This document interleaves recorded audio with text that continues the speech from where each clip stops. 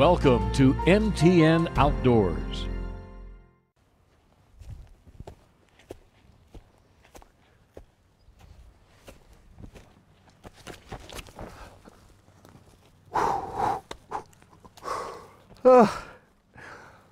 Welcome to MTN Outdoors, everybody. I'm Andy Curtis. Now, one of the best parts about living here in Montana is how close we are to the wilderness. You don't have to go too far to find a nice remote hiking trail or spot to hunt. But we do share the landscape with some very large animals, and some of them are predators. So in this week's episode, we'll head to both Fairfield and Billings to see how people there are working to live side by side with both mountain lions and grizzly bears. And then we'll take a trip west over the divide to the Mission Valley for a change of management to the bison range.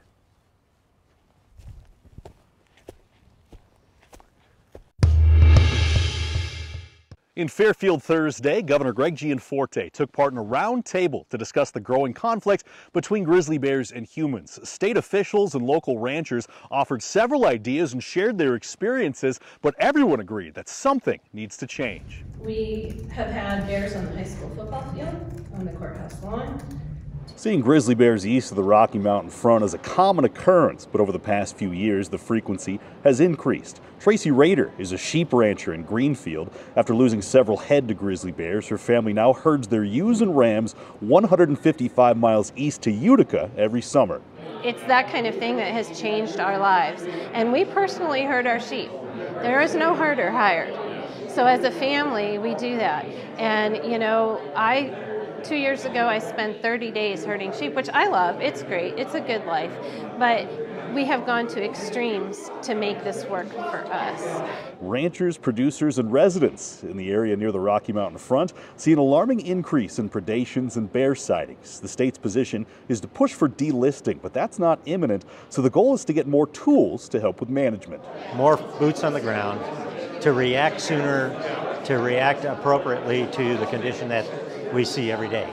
Bears in areas where they haven't been seen for 100 years, all of that is contributing to the potential for a serious issue. The state believes the best way to improve management without running afoul of the Endangered Species Act is to approach it from a public safety standpoint. Attacks are rare, but with more bears in populated areas, they only stand to increase, and that's a bright line for the Gianforte administration.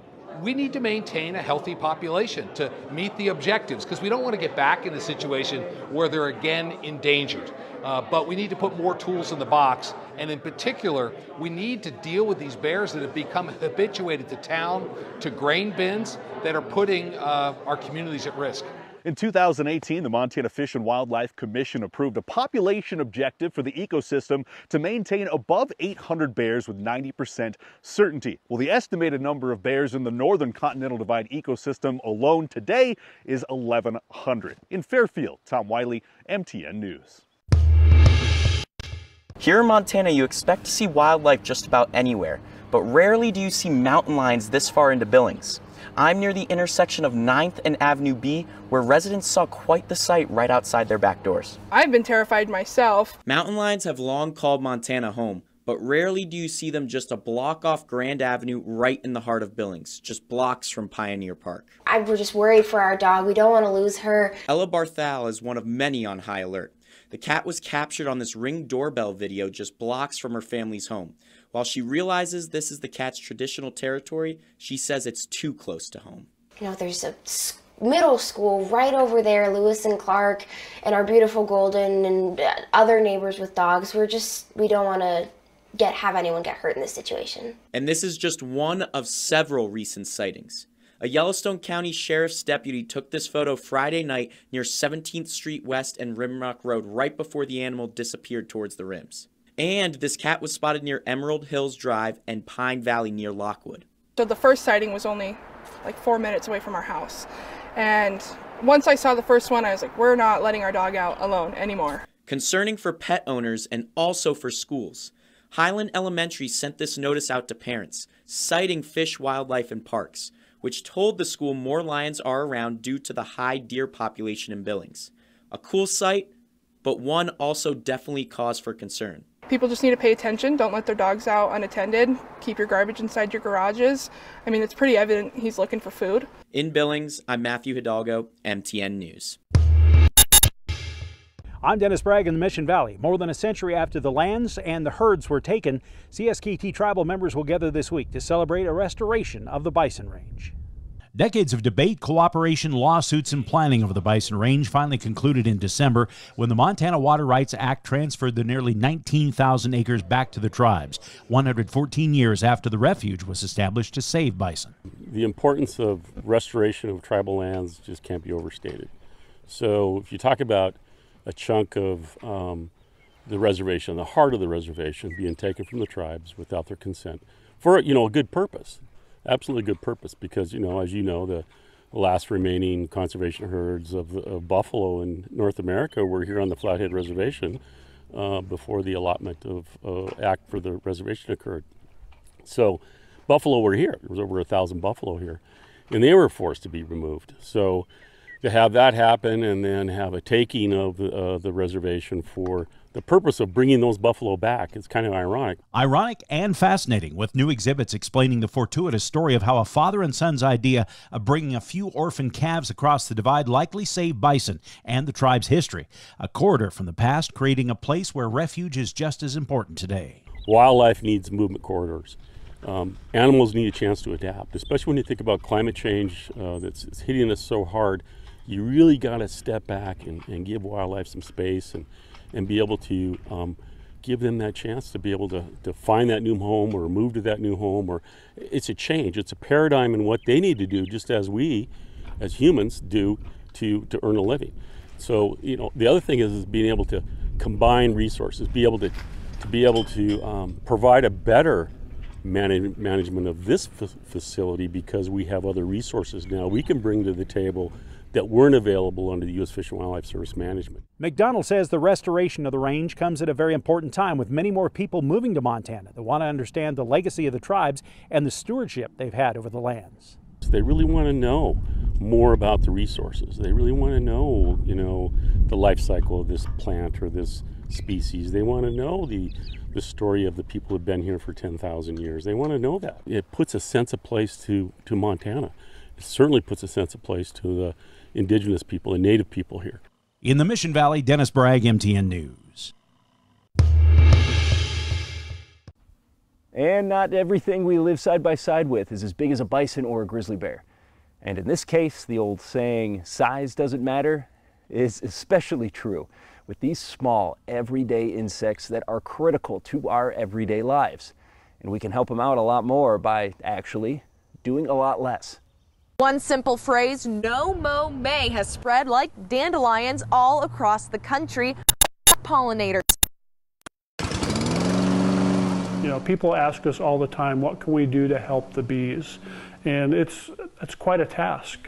Steve Thorson and his wife have been raising bees and running the Montana Honeybee Company downtown for years. It's always been kind of a saying that has been attributed to a very smart person, Albert Einstein, and he said that 3 out of 5 bites of food that we eat comes from a honeybee, and when the honeybees all die, mankind has 2 years left. Now, honeybees aren't native to Montana, but plenty of beekeepers raise them here, and other native pollinating bees have been in the state for years. I went to school at University of Kentucky to study solitary bees, and then I worked in a lab there looking at pollinators in urban areas. Abby Saeed found a passion in horticulture through her love of bees. Bees are excellent pollinators. They're the best pollinators out of any animal, and that's because they have those fuzzy bodies. And NoMoMay is a movement that calls for a month of less mowing in your yard to encourage pollination. Now, everything in moderation, MSU Extension still recommends managing your noxious weeds. Because of the fact that we have less flowering plants, because of less habitat, putting in flowers in their gardens or letting dandelions grow in their lawns or clover can help bees. The NoMoMay event and stuff like that, just ensuring that there are high quality nectar and pollen resources available for pollinators, not even just bees. Skipping a chore once can lead to a chain reaction for the pollinator population. And if you'd like to take it a step further, Steve recommends Probably the best thing you can do is become a hobby beekeeper. In Bozeman, Jane McDonald, MTN News. Well, if you were wishing you were fishing right about now, you're not alone. And coming up next, we'll take a look at what goes into keeping up our fisheries and how you can stay safe on the water. MTN Outdoors continues after this. We now return to MTN Outdoors. As a journalist, I've always prided myself on really diving headfirst into a subject and doing as much research on it as possible before delivering you the news. And this topic is one of the ones I really had to spend a lot of time on. And it turns out the best way to find out about all the fish populations in the water bodies surrounding the capital city is by actually going fishing. And that's exactly what fisheries technicians Ashton Klinger and Chris Hurley are doing. So the main thing we're concerned with is number of fish per net, and we also collect links, weights, other biological data to keep track of the fish growth rates, but mainly number of fish per net. Each spring, Montana Fish, Wildlife and Parks set gill nets for one night in the waters around Helena, placing them in the same spots year after year to build a very impressive collection of data. You have to have an average to get an average, and so based on historical data, we take everything that we've had today and we'll compare it to what we had 30 years ago, and we'll see where we fall along the line. Ashton and Chris also check the stomach contents of predatory fish like walleye to see exactly how much and what they're eating. They also take a spine sample to check the age. All are pieces of the biology puzzle to make sure that our fish species are as healthy as possible. We have a stocking program in the state of Montana, so a lot of our lakes and ponds get stocked with different sized rainbows and different sized fish of different species. So we use these netting series to also make sure that the fish are growing since they've left the hatchery. And it's too early to get too much data from today's catch, but at first glance there is some good news. It looked like the normal catch that we see every year, nothing alarming that jumped out. Nice to see some larger walleye. That's what a lot of anglers are looking for. So it's nice to know that they're out there. Now, if you want to learn more about the fish populations surrounding the capital city, and let's be honest, who doesn't, check out this story on our website. Reporting from Lake Helena, Andy Curtis, MTN News.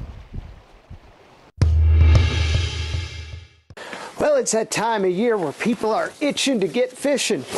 And after last year's hot and dry weather, things are looking a lot better this year for the Big Hole River and for those in the fly fishing industry in general. And I think I look better in this hat.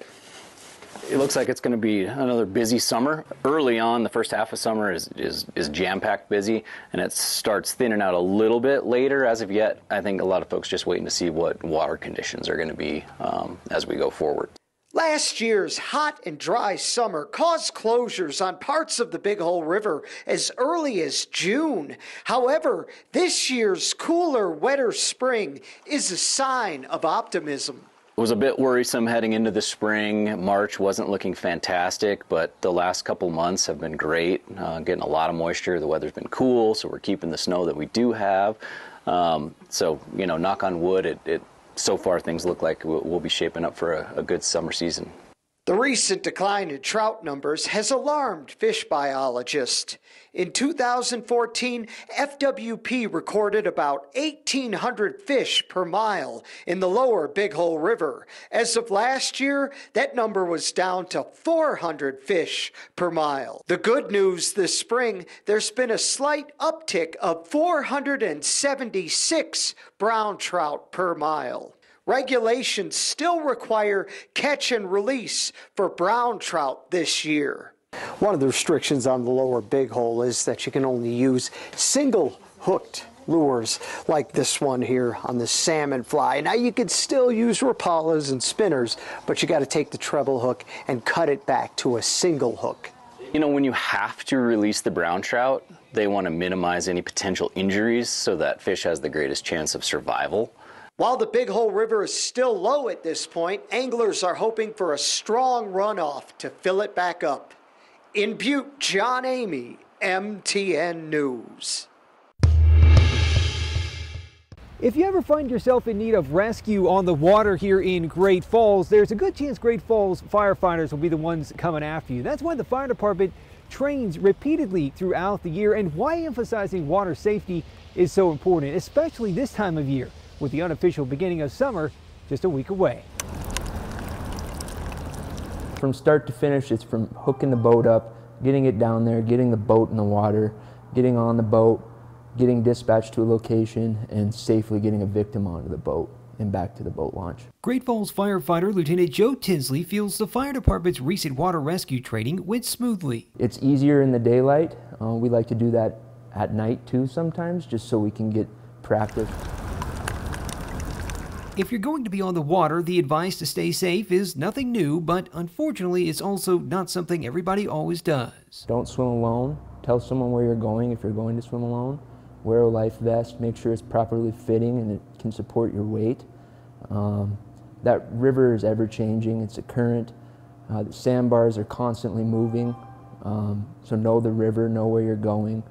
Know safe places to swim where boaters aren't going to be. Simple steps that could make the difference between life and death. Now, something else to keep in mind in case you ever find yourself in the position of having to try to rescue someone on the water is the saying, reach, throw, row, go. That's the order in which you should try to help rescue someone in distress. First of all, you want to try to reach them from dry land with a stick or something like a pole. If you can't reach them from dry land, you want to throw something to them like a rope. If you can't throw anything to them, row out there. Get in a boat and go out there and try to get them. Only as a last resort should you go or put yourself in the water. When you do that, you put yourself at risk and make the situation much more complicated and much more dangerous. In Great Falls, Colter Anstad, MTN News. Summer is creeping closer and closer, and so is fire season. But there is some good news surrounding that, and we'll take a look after this. MTN Outdoors continues after this. We now return to MTN Outdoors. We do love summer. But out here in the West, these long warm days also mean this. Yep, I'm talking about fire season. And it seems to be starting earlier and earlier. But as our Tom Buchanan shows us, there are some things that we can be doing right now to protect ourselves and our property. And then if you want some more rare good news when it comes to wildfires, meteorologist Curtis Grevenitz has a report on our mountain snowpack after what has been a very active Montana spring. As the temperature rises and we collectively start gearing up for summer, it's important to do your part to mitigate wildfire risk. Montana is a fire-prone landscape, and every house that is built in Montana is at risk in some regard of coming into contact with wildfire. A recent article from the Washington Post reported that 1 in 6 Americans reside in places with a significant wildfire risk, and that within the next 30 years, that risk will increase to over 1 in 5. In the West alone, the percentage of population living in areas with significant wildfire risk will increase from nearly 33% to almost 40% by 2052. And the numbers for Helena don't look much brighter. According to riskfactor.com, the wildfire risk for all residential, commercial, critical infrastructure, and social facilities in Helena are at a major risk. And as you can see on this map, the percentage increase in wildfire risk probability will go up in much of the Helena area in the next 30 years. The U.S. Forest Service works to mitigate wildfire risk. The burning of excess needles and young tree saplings helps provide less fuel in the case of a wildfire. But even with that preventative action, wildfires in the U.S. are consistently caused by human hands. On average, nearly 90% of wildfires between 2017 through 2021 were human-caused. While Cone tells me that in Montana that number is slightly lower, sitting at 80%, it is still more important than ever to take every precaution available to mitigate your impact. Debris burning or campfires, or they're traveling somewhere, making sure that their chains their chains on their vehicles are tight. It only takes one spark to start a wildfire, and the more we can prevent human-caused wildfires, the more we can have our firefighting resources focus on those natural ignitions. Cohn told me that most homes that burn in a wildfire in Montana never actually come in direct contact with the actual wildfire. She says that embers will travel far from the wildfire, thus igniting the home. But there are ways in which you can mitigate your risk in what the DNRC calls the home ignition zone. Covering vents with mesh screening, cleaning out your gutters and roof valleys of all the leaves and needles and debris, and then filling any gaps in your home siding with, quality caulk and building with fireproof materials. More information on how to keep your home and surrounding area safe can be found at mtfireinfo.org. So this summer, for the sake of everyone's well-being, remember to take every fire precaution available and to use caution when operating in dry, windy, and hot conditions. Reporting in Helena, Tom Buchanan, MTN News. Most of Montana remains in drought. Reservoirs and rivers appear low, but looks are not always what they seem. Mountain snow water equivalent is way above normal across the state. Snow water equivalent is the amount of potential liquid in the snow base, and there's a lot of water up in them thar hills. The lowest numbers that are still above average are the Helena Valley area and the Madison Valley area at 111%. Most other areas in the state are between 120% of normal to 144% of normal. But closer to the Idaho border, the snow water equivalent is between 153% to an incredible 176% of normal in the Bitterroot. How is this possible? Well, you could thank the real spring Montana is having. April and May have had below average temperatures with significant mountain precipitation. After a low snow year, what's up there has not melted. At a time of year when the snowpack should be diminishing, it's actually increased because of active storms. What does this mean? Well, the rivers, creeks, and reservoirs that are low have yet to be replenished by the snowpack runoff. There's plenty of money in the bank, but it hasn't been spent yet. Eventually, Mother Nature will unlock this moisture, and there is potential for some fast-moving cold water when temperatures heat up. But there's water on the way for the anglers and motorboaters, and snow on the ground could somewhat limit wildfire potential. Thank goodness for snow. I'm Chief Meteorologist Curtis Grebenitz, and now you're a little more weather-wise. Well, that should just about do it for us here for this week's episode of MTN Outdoors. Remember, if you have any story ideas, shoot me an email at andy.curtis@ktvh.com. And until next week, stay safe, and I'll see you out there.